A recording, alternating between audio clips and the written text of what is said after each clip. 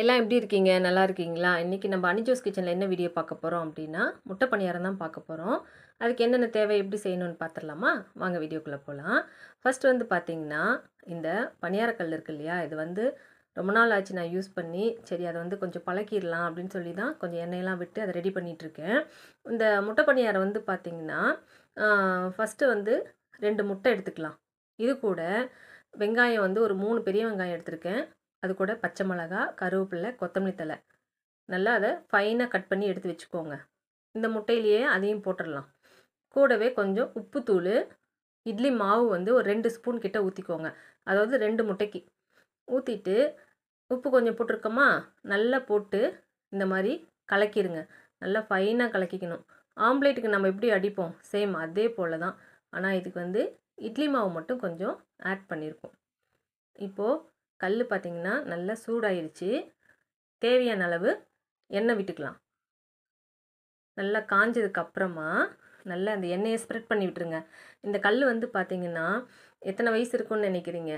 இது வந்துட்டு ஒரு 30 வருஷத்துக்கு மேலே இருக்கும். இந்த கல் நான் யூஸ் பண்ணிகிட்ருக்கேன். இது வந்து பார்த்திங்கன்னா இப்போல்லாம் என்னென்னமோ புது புது கல்லெல்லாம் வந்திருக்கு. இது வந்துட்டு மாக்கல். ரொம்ப வருஷமாக யூஸ் பண்ணிகிட்ருக்கேன். நல்லா அழகாக வந்துடும் பணியாரமும். இதில் பணியாரத்தை பொறுத்த வரைக்கும் கல் வந்து நல்லா பழக்கணும். அடிக்கடி பணியாரம் ஊற்றணும். அப்போ தான் இந்த பணியாரம் அழகாக வரும்.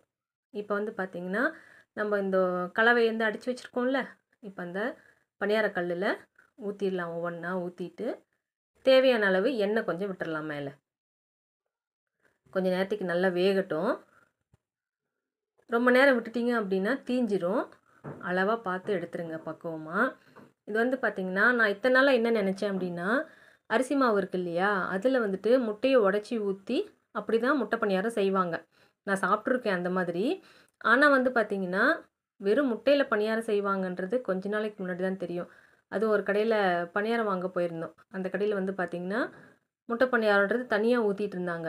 அப்போ தான் நான் தெரிஞ்சுக்கிட்டேன், முட்டை பணியாரம் வந்து தனியாக ஊற்றுவாங்க போல இருக்குது அப்படின்னு சொல்லிட்டு.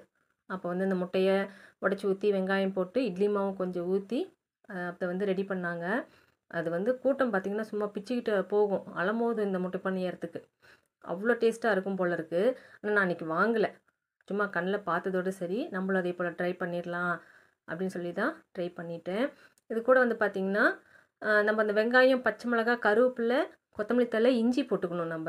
அப்போ தான் அந்த முட்டை வாடை வராது. எப்போவுமே நீங்கள் ஆம்லேட் கூட போடுறப்ப இஞ்சி கொஞ்சமாக போட்டுக்கோங்க.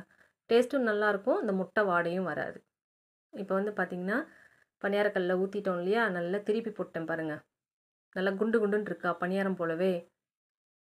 நான் கூட அது கரெக்டாக வராதுன்னு நினச்சேன். ஆனால் அழகாக வந்துருச்சு.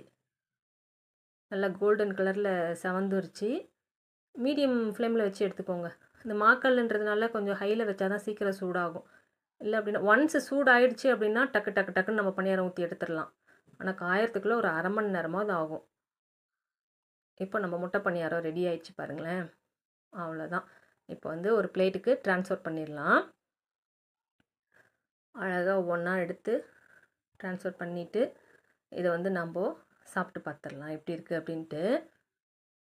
அப்படி கடையில் எப்படி இருந்ததோ சேம் அதே போலவே வந்திருக்கு. நல்லா சூடாக இருக்குது. தொடக்கூட முடியல, அவ்வளோ சூடாக இருக்குது. நல்லா பந்து போல் சாஃப்டாக இருக்குதுன்னு வச்சுக்கோங்களேன். அதே கல்லில் பார்த்தீங்கன்னா இப்போ நைட்டுக்கும் பணியாரம் ஊற்றிட்டேன். இந்த பணியாரங்கள் என்னென்னவோ புதுசு புதுசாக வந்திருக்கு. ஆனால் இந்த மாக்கல்லை நம்ம வாங்கி வச்சு பழக்கிட்டோம் அப்படின்னா வருஷத்துக்கு வரும். நல்லா ஈஸியாகவும் இருக்கும். ஆனால் பழகிறதுக்கு கொஞ்சம் கஷ்டமாக இருக்கும். ஃபஸ்ட்டு அந்த கஞ்சி ஊற்றி தான் நம்ம பழக்கணும். ஆனால் பழக்கிட்டோம் அப்படின்னா லைஃப் லாங் நம்ம கூடவே வரும் அது. இப்போ இதை சாப்பிட்டு பார்த்துடலாமா எப்படி இருக்குன்னு? நல்லா சாஃப்டாக இருக்குது. நல்லா கொதிக்குது வேறு ஒரு பக்கம். நல்லா ஆவி பறக்க பறக்க இருக்குது பாருங்களேன். அந்த ஸ்மெல்லும் நல்லா இருக்குது.